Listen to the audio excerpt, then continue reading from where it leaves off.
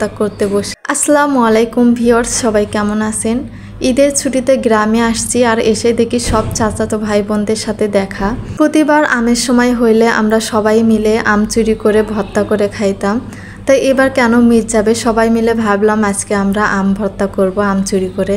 তা যেই কথা সেই কাজ, আমরা আম চুরি করে যে ভর্তা করতে বসলাম।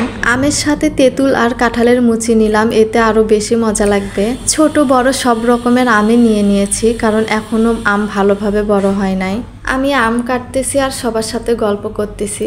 গ্রামের কাটানো ছোটবেলা আমার খুব ভালো কাটছে, এখনও ওগুলো মিস করি। সবাই মিলে কত আম, জাম, বড়াই, লিচু চুরি করে পেরে খাইতাম। বাবা বাজার থেকে অনেক কিনে আনতো, তারপরও চুরি করে খাওয়ার মজাটাই আলাদা। আপনাদের সাথে কথা বলতে বলতে আমার ভর্তা করা হয়ে গেল। দেখেন কত সুন্দর লাগতেছে, দেখে মনে হয় জিভে জল এসে গেছে। খাইতেও কিন্তু অনেক মজা লাগতেছে।